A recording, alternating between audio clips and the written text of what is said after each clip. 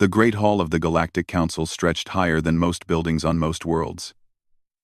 12 massive thrones sat in a circle, each one designed for a different alien species. At the center of this circle stood a much smaller podium where lesser species could speak when the council allowed it. Ambassador Sarah Chen walked slowly to that podium. Her simple gray uniform looked plain next to the golden armor and flowing robes of the council members above her. She had made this walk thousands of times over 20 years, but today felt different somehow. "The human requests permission to address the council," announced the speaker, a tall blue creature with 4 arms and no visible eyes. "Granted," rumbled Councillor Vextar from his throne. The massive, bear-like alien barely looked down at the small human woman. "State your business quickly. We have important matters to discuss." Sarah cleared her throat. "Honored council members, I come to report on human trade activity in Sector 7. Our merchant ships completed 43 successful runs this quarter. All taxes were paid on time.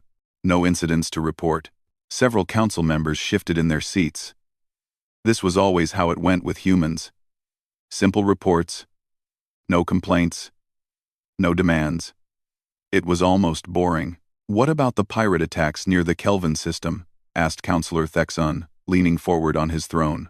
His red skin gleamed under the chamber lights, and his sharp teeth showed when he spoke. 3 ships were destroyed there last week. We received the warning reports, Councillor. Our ships now use alternate routes through the Mason corridor. The delay adds 2 days to shipping times, but we prefer safety over speed," Thexon snorted. "Of course you do." He looked around at the other council members.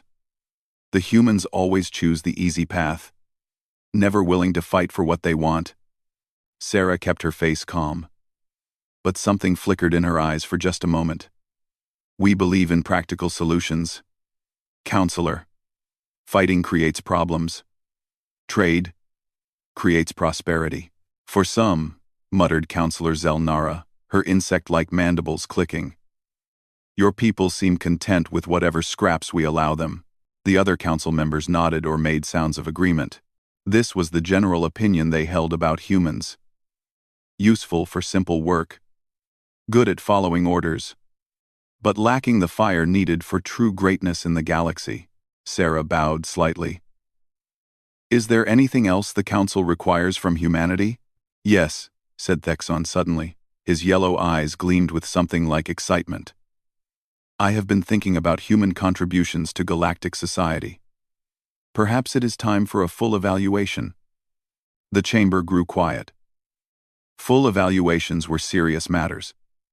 They could result in a species losing trade rights, territory, or even protection under council law. "What kind of evaluation?" asked Councillor Vextar, though his tone suggested he already knew. "A comprehensive review of human capabilities, cultural development, and potential." Thexon's smile showed all his sharp teeth. "To ensure they are making proper use of the privileges we have granted them." Sarah felt her heart beat faster, but her voice remained steady. "Humanity will cooperate with any council evaluation, as always." "Excellent," purred Thexon. "I will begin preparing the assessment protocols immediately." As the council moved on to other business, Sarah stood quietly at her podium, listening to debates about territorial disputes and trade negotiations between the major powers. Her people were rarely mentioned in these discussions. Humans were considered too small, too peaceful, and too predictable to matter in the grand schemes of galactic politics. After the session ended, Sarah walked through the corridors of Haven Prime, the massive space station that served as the Council's neutral meeting ground. Alien merchants and diplomats filled the walkways, speaking in dozens of languages. The humans she passed nodded respectfully, but said nothing. That was their way. Quiet, polite, unremarkable. In her office, a small room near the station's outer ring, Sarah sat at her desk and stared out at the stars. 50 years ago, humanity had first reached this part of space with their primitive, faster-than-light ships. The aliens they met could have destroyed them easily. Instead, the Council had been curious about these new creatures who seemed so different from the usual pattern. Most species that reached Council space came in one of 2 ways. Either they arrived as conquerors, ready to fight for territory and resources, or they came as refugees, fleeing some disaster and begging for protection. Humans had done neither. When the first human diplomats met the council, they made a simple request. They wanted permission to trade peacefully and to establish a small embassy. They offered to share some of their technology freely and promised to follow all council laws. They asked for nothing more. The council had been so surprised by this approach that they agreed without much thought. After all, what harm could such a timid species possibly cause? Over the following decades, humans proved to be model galactic citizens. They paid their taxes early, followed regulations exactly, and never caused trouble. When pirates attacked human ships, humans simply found safer routes. When other species demanded better trade deals, humans quietly accepted worse terms for themselves. When the council passed new laws that clearly disadvantaged human interests, the human ambassador would file the proper protest forms and then ensure her people followed the new rules anyway. This behavior confused and sometimes irritated the council members. They were used to dealing with species that fought for every advantage, that pushed boundaries and tested limits. Humans seemed to have no ambition beyond simple survival and quiet prosperity. Some council members found this refreshing. Humans were predictable, reliable, and never caused diplomatic incidents. Others, like Thexun, found it deeply suspicious. In his experience, any species capable of reaching the stars had to have some fire in them. The fact that humans seemed to lack this fire made him wonder what they were really hiding. But most of the time, the council simply forgot about humanity altogether. There were 12 major civilizations represented on the council, each controlling vast territories and commanding powerful fleets. Humans controlled a few dozen small colonies and a modest trading network. In the grand scheme of galactic politics, they were like a single grain of sand on a vast beach. Sarah picked up a small device from her desk, a quantum communicator that had sat unused for 20 years. She held it for a long moment, then placed it back in its case. Not yet, she thought. Not yet. Outside her window, the stars looked peaceful and unchanging, but Sarah knew that appearances could be deceiving. She had spent 2 decades watching the council, learning how they thought, understanding their strengths and weaknesses. Soon, Thexun would begin his evaluation of humanity. She wondered if he would be prepared for what he might find. Counselor Thexun stood in his private chambers, looking out at the stars through a massive window. His red skin gleamed in the light from Haven Prime's artificial sun, and his clawed hands moved restlessly as he thought. 3 months had passed since he announced the evaluation of humanity. 3 months of careful planning and preparation. Today, the first phase would begin. "Sir," said his aide, a smaller member of his own species called Kral'un. "The tariff modifications are ready for your approval." Thexun turned and smiled, showing his sharp teeth. "Excellent. Begin with the trade routes. I want all human cargo ships subject to the new inspection protocols. Double their docking fees. Triple their waiting times." "Yes, sir." "What reason should we give?" Safety concerns, security reviews, bureaucratic efficiency improvements." Thexun waved a dismissive hand. "The exact reason doesn't matter. What matters is seeing how they respond." Kral'un hesitated. "Sir, some of the other council members have expressed concerns about targeting humans specifically." "Let them be concerned," growled Thexun. "I am tired of everyone treating these humans like harmless pets. No species reaches the stars by being harmless. They are hiding something, and I intend to find out what." The first changes hit human traders within days. Captain Maria Santos was among the first to experience the new policies when her cargo ship arrived at Terminus Station, one of the major trading hubs in council space. Docking fee is now 8,000 credits. The station controller informed her through her ship's communication system. Maria frowned at her displays. "That's 4 times the usual rate. Is there some kind of emergency tax?"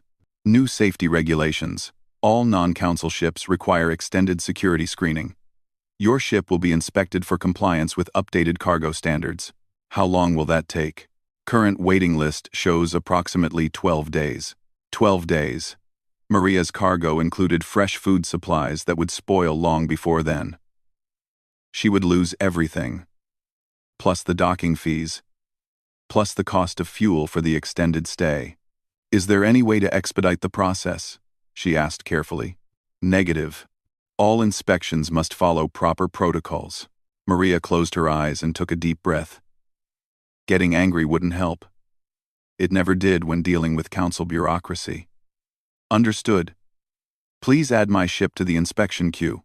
Similar scenes played out across dozens of systems, as human traders found themselves facing new delays, higher costs, and seemingly arbitrary regulations.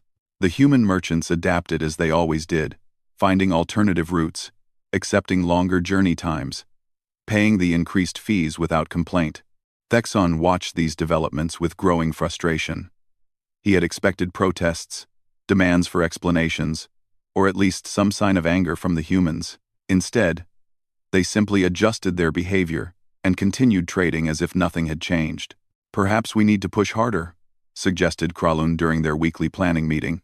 "Agreed," said Thexon. "Phase 2 begins tomorrow. I want inspection teams sent to human colonies. Tell them we're conducting cultural compliance assessments." The cultural assessments began 2 weeks later. Large ships filled with armed council security forces arrived at human settlements throughout the outer territories. The teams were led by officials who claimed to be checking for signs of dangerous individualism and non-conformist activities. On the agricultural world of New Montana, Inspector Veltar and his team marched through the human settlement with scanners and recording devices. The colonists watched nervously as alien soldiers examined their homes, farms, and community buildings.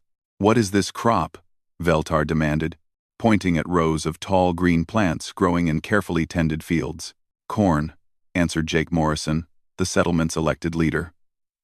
"We use it for food and trade." Veltar consulted his datapad, mandibles clicking ominously. "This variety is not on the approved agricultural list. Council regulations clearly state that all food crops must be from certified genetic lines." Jake's face went pale. "But sir, we've been growing corn for 40 years. It's one of our primary food sources." "Irrelevant. The regulations were updated 6 months ago.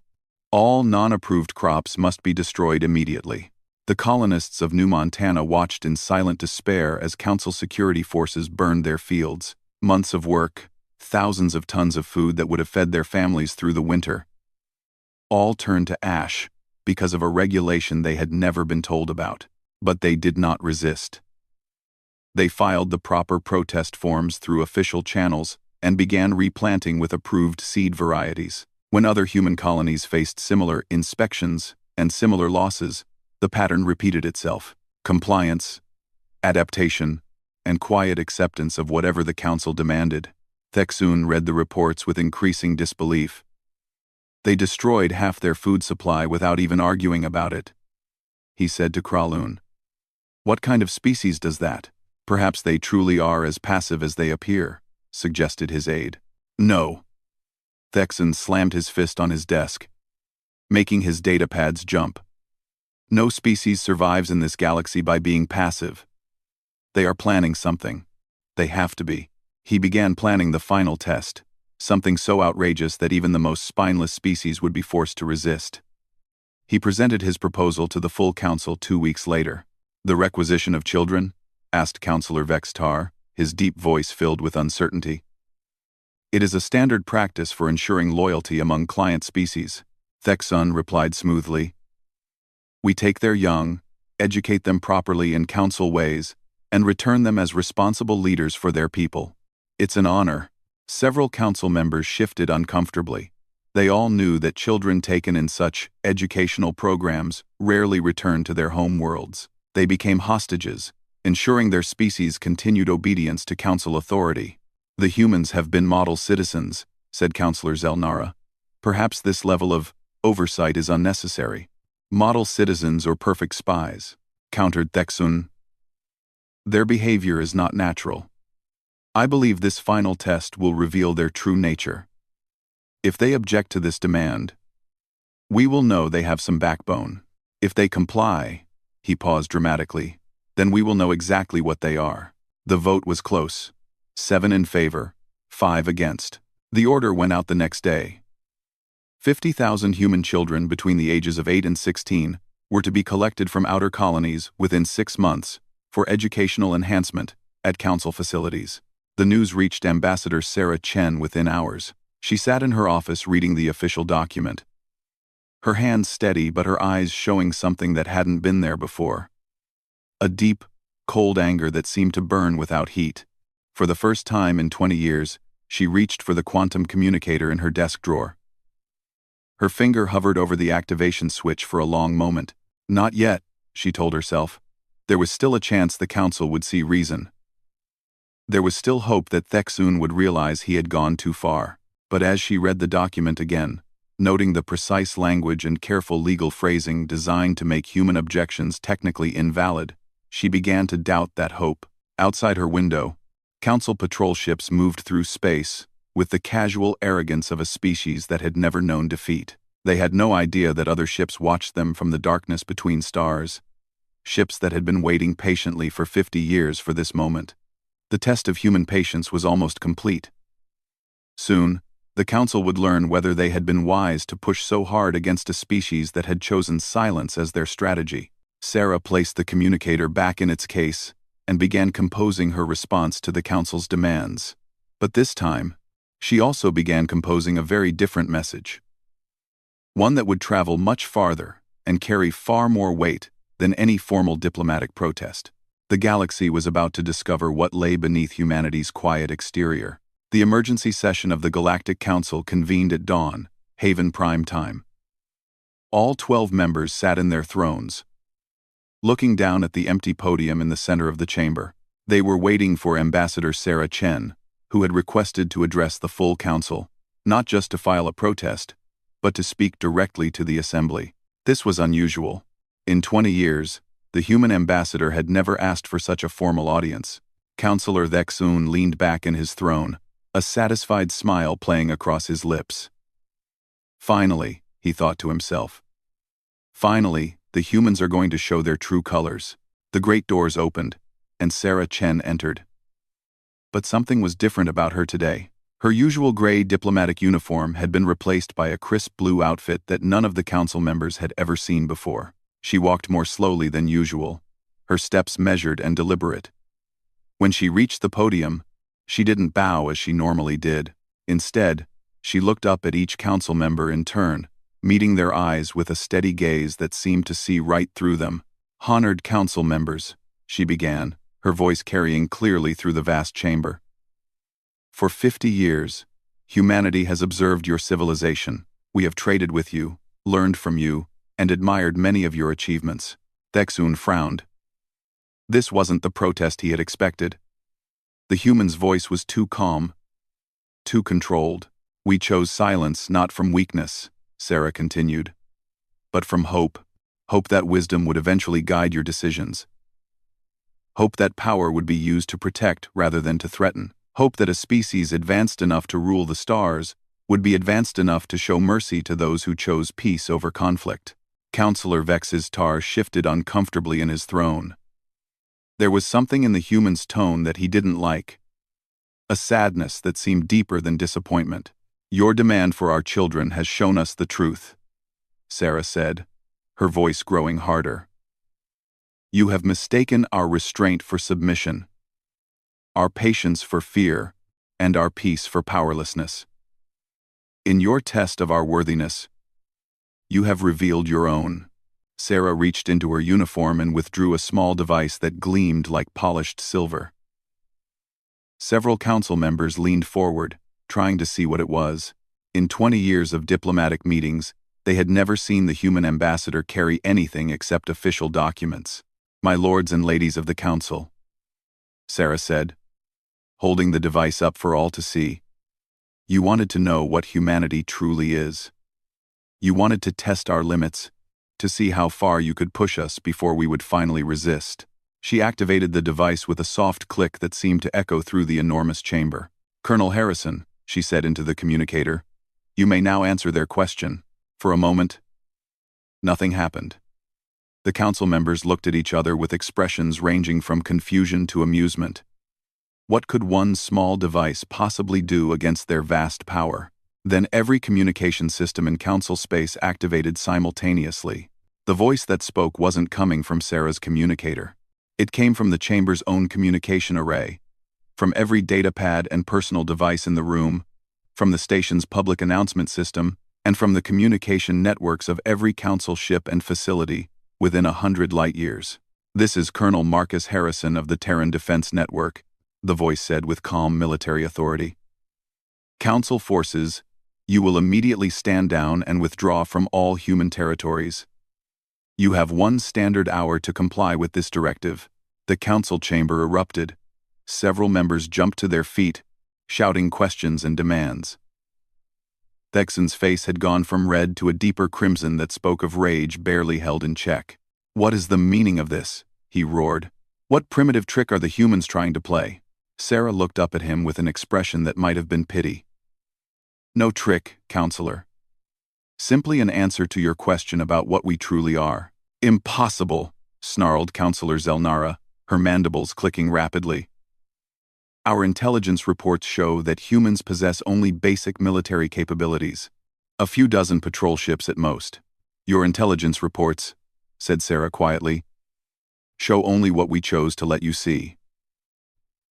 Above the chamber, the great viewing screens that normally displayed star charts and tactical information suddenly came to life with new images. The council members fell silent as they stared at views of space around their own worlds. What they had always taken for distant stars began to move. The objects in the images were vast, larger than anything in the council's fleet, larger than most space stations. They had been perfectly motionless for so long that council sensors had classified them as natural phenomena. Asteroids, perhaps, or pieces of ancient debris. Now they revealed themselves as ships. "Impossible," whispered Counselor Vextar, staring at the screen showing his homeworld. 3 massive vessels hung in space above the planet, their dark hulls now illuminated by running lights that traced patterns of geometric beauty along their surfaces. "How long?" asked Counselor Ylandra, her voice barely audible. "How long have they been there?" "The first monitoring stations were positioned 47 years ago," Sarah answered.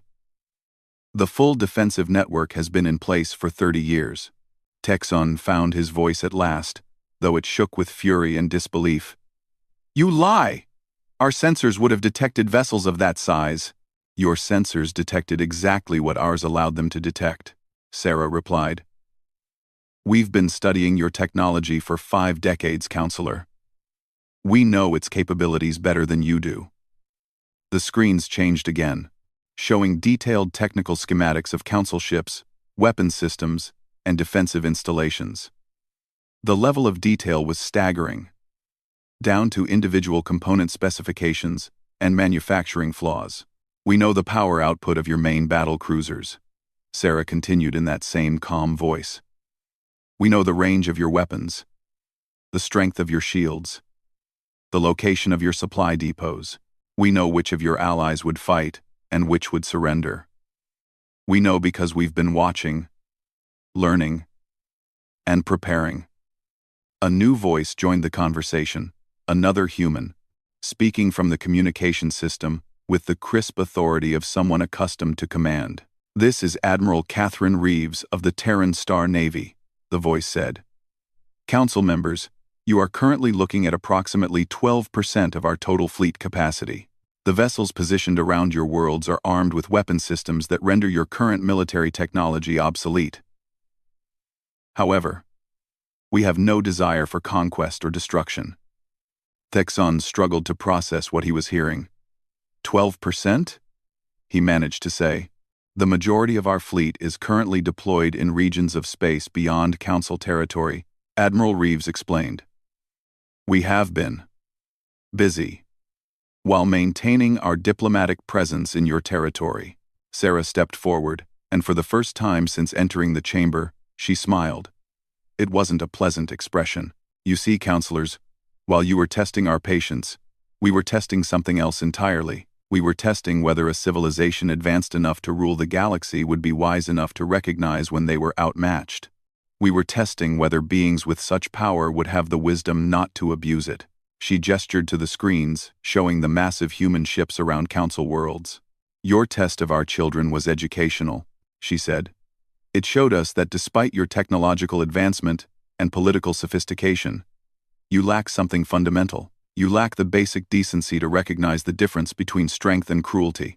Thexun finally found his anger again. You dare threaten the Council? We will call our fleets. You will do nothing, Sarah interrupted, her voice cutting through his bluster like a blade. Because your fleets are currently surrounded by ours, your homeworlds are under our protection, and your continued existence depends entirely on our mercy. She looked around the chamber one final time, meeting the eyes of each council member.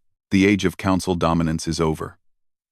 The question now is whether you're wise enough to accept that fact peacefully, or whether you're going to force us to demonstrate exactly why we chose patience over conquest for the last 50 years.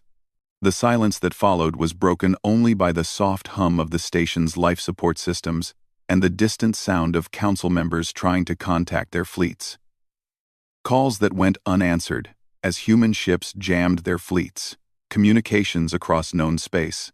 For the first time in 3,000 years, the Galactic Council had been rendered powerless in their own chamber. The Council chamber had never been so quiet. 12 of the galaxy's most powerful beings sat frozen in their thrones, staring at displays that showed their own worlds surrounded by ships they had never known existed. For 3,000 years, the Council had been the ultimate authority in known space. Now they were discovering they had never truly known space at all. Admiral Catherine Reeves materialized in the center of the chamber as a perfect holographic projection. Unlike Ambassador Chen's diplomatic attire, Reeves wore a sharp blue uniform decorated with insignia that none of the council members recognized. Her gray hair was pulled back severely, and her blue eyes held the steady gaze of someone who had commanded respect across vast distances of space. "Counselors," she said, her voice carrying the calm authority of absolute confidence. "Allow me to properly introduce humanity to the galaxy." The viewing screens around the chamber changed again, showing a three-dimensional map of the galaxy. The Council's territory, which they had always thought of as vast, appeared as a relatively small cluster of systems near the galactic center. Surrounding it, stretching out toward the galactic rim, were thousands of new markers. Human colonies, Admiral Reeves explained. We currently maintain active settlements in approximately 4,000 star systems. Our population is just over 47 billion across 700 worlds. Counselor Vextar made a choking sound. Impossible. Our surveys show only 47 human colonies. Your surveys, Admiral Reeves said, with something that might have been amusement. We're allowed to find exactly 47 colonies. We've found it useful to maintain the illusion of being a minor species while we continued our expansion. The map zoomed in on specific regions of space, showing massive industrial complexes, shipbuilding facilities, and research stations that dwarfed anything in Council territory. While Ambassador Chen maintained diplomatic relations with your Council, my people have been rather busy. We've established contact with over 300 species beyond your borders. Many of them were refugees from Council expansion policies. Others were simply independent civilizations that preferred to remain that way. Thexun finally found his voice, though it cracked with disbelief. The resources alone. The coordination required. How did you hide construction on such a scale? The same way we hid our ships, Sarah Chen answered from her podium. We studied your sensor technology and developed countermeasures. Every piece of equipment your people use, we helped design through shell companies and research partnerships. We know its capabilities because we built its limitations. Admiral Reeves nodded approvingly at her ambassador. For 50 years, humanity has been playing a very long game. Counselors, while you tested our patience, we tested something far more important. Whether your civilization could evolve beyond its current state. Oh, a new set of images appeared on the screens. Council military installations, command centers, and fleet positions. But these weren't external views from space. These were internal blueprints, detailed schematics, showing every corridor, every control room, every security system. We have complete intelligence on every aspect of your military and political structure, Admiral Reeves continued. We know which planets are defended and which are vulnerable. We know your supply lines, your communication protocols, your backup plans, and your backup plans. For your backup plans, Counselor Zelnara's mandibles clicked frantically. You've been spying on us for decades. We prefer to call it careful observation, Sarah replied. After all, we wanted to be sure we understood who we were dealing with before revealing ourselves. And what we found, Admiral Reeves said, her voice growing colder, was deeply disappointing. A civilization with tremendous potential for greatness. Wasting that potential on petty dominance games and cruel displays of power. The displays changed once more, showing human technologies that the Council had never seen before. Medical devices that could cure diseases considered incurable, agricultural systems that could turn barren worlds into gardens, energy sources that made fusion power look primitive. We possess technologies that could revolutionize life throughout the galaxy, Admiral Reeves explained. Cures for the genetic plague affecting the Zalarian homeworld, terraforming techniques that could restore the Vextari colony worlds, clean energy systems that would end resource conflicts for thousands of species. She paused, looking directly at each council member in turn. We chose not to share these gifts because we were waiting to see if your species could prove themselves worthy of such power. Your treatment of humanity has provided that answer. This being the scene quote of were. They were prove. They were consider defense of. They were consider defense. They were consider defense. They were consider defense. Texun struggled to his feet, his red skin now pale with shock and rage. You had no right to judge us. No right to hide your true nature. We are the legitimate government of this galaxy. By whose authority? Admiral Reeves asked quietly. You rule through force and intimidation. You maintain power by keeping other species weak and divided. You have never once asked for consent from those you govern. You simply took what you wanted and called it law. That is how governance works, Texun shouted. The strong lead, the weak follow. It has always been this way. And that, said Sarah Chen, is exactly why humanity chose to remain silent for so long. We hoped that eventually, you might learn to govern through wisdom rather than fear. Through cooperation rather than domination. Admiral Reeves gestured, and the screens showed a new image.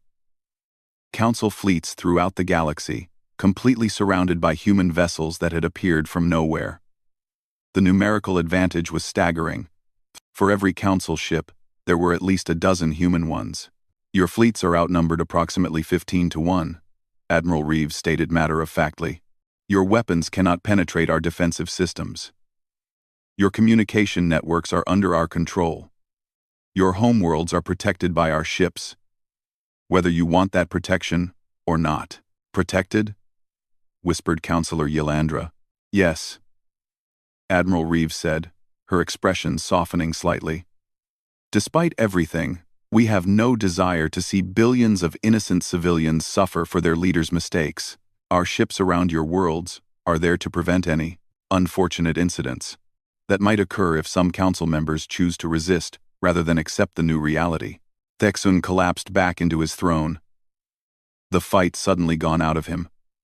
What do you want from us? Reform, Sarah answered simply. An end to the arbitrary laws and cruel policies. An end to the subjugation of weaker species. An end to the idea that might alone makes right. Admiral Reeves nodded. We are offering the Council a choice. You can work with us to build a better galactic civilization, one based on cooperation and mutual respect rather than fear and dominance.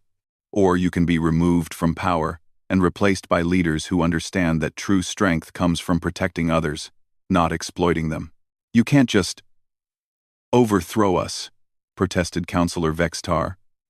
There are laws, protocols. The other species will never accept human rule. We don't want to rule, Sarah said firmly. We want to liberate. The species you've oppressed for centuries deserve the chance to govern themselves. The refugees you've driven to the galaxy's edge deserve the chance to return home. The colonies you've exploited deserve the chance to prosper. Admiral Reeves smiled for the first time since appearing in the chamber.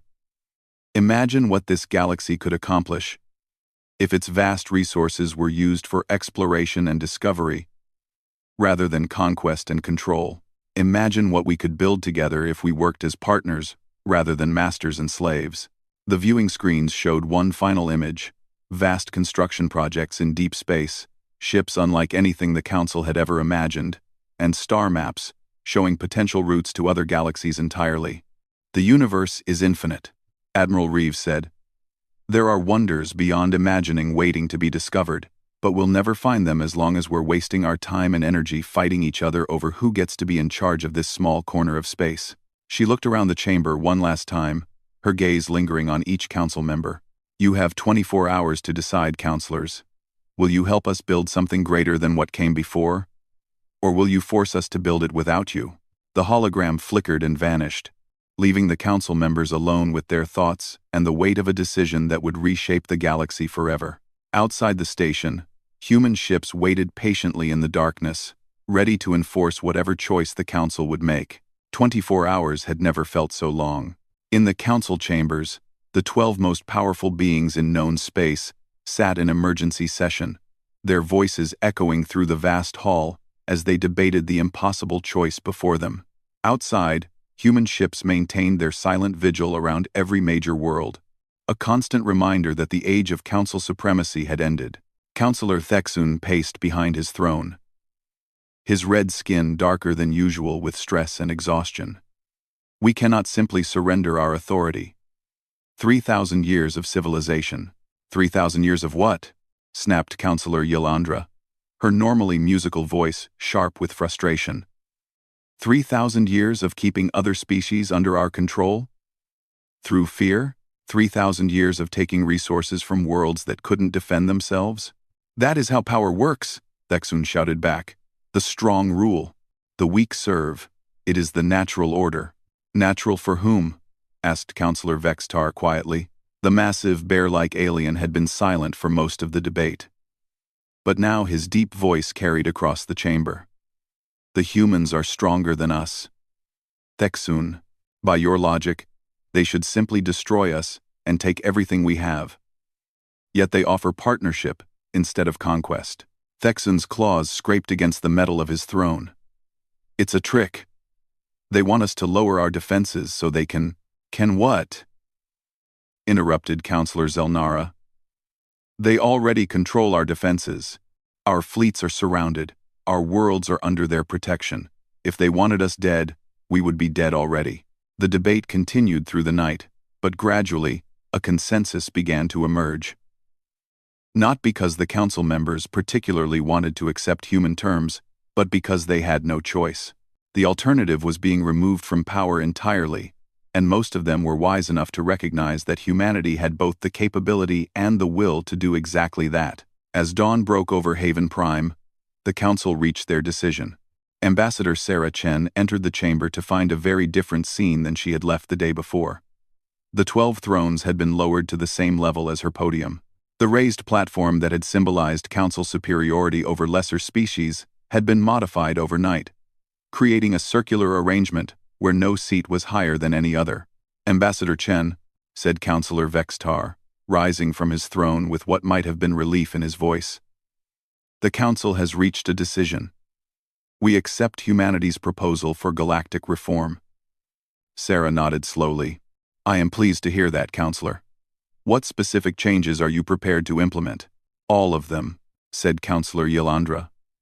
The arbitrary laws targeting specific species will be repealed. The tribute systems will be eliminated. The military occupation of peaceful worlds will end. And the refugees? Sarah asked. Will be offered safe passage home and assistance in rebuilding, confirmed Councillor Vextar.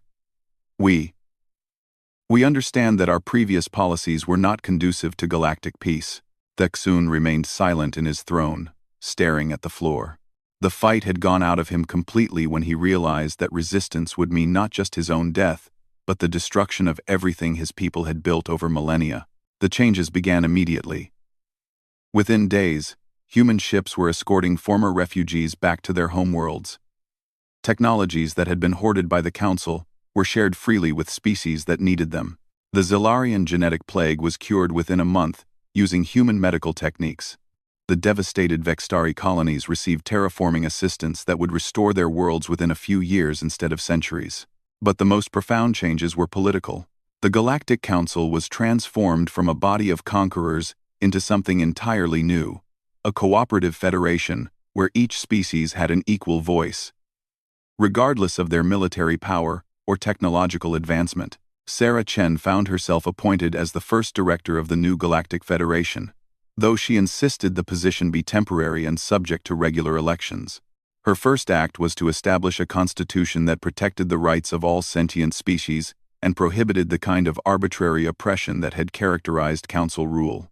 6 months after the revelation of human power, Admiral Catherine Reeves stood on the observation deck of the space station that had once been the symbol of Council dominance.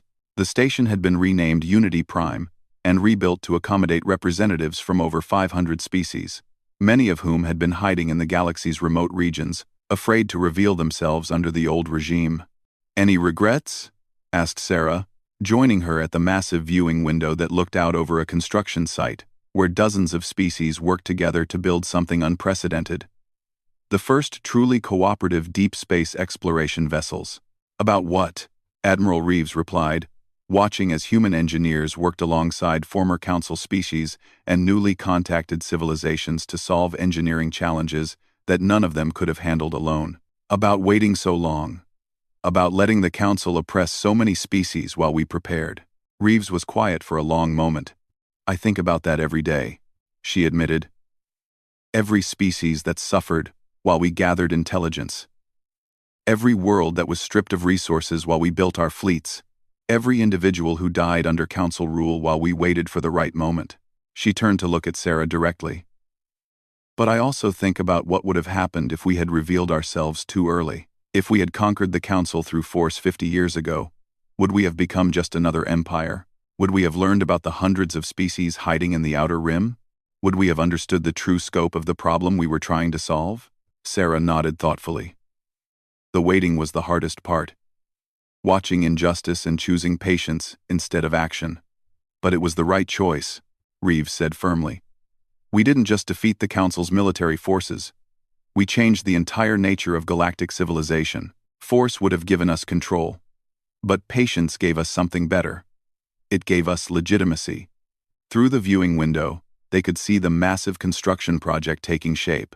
The new exploration vessels weren't warships designed to conquer new territory. They were research and colonization ships meant to carry mixed crews of dozens of species toward distant galaxies, seeking new worlds and new civilizations to befriend rather than conquer.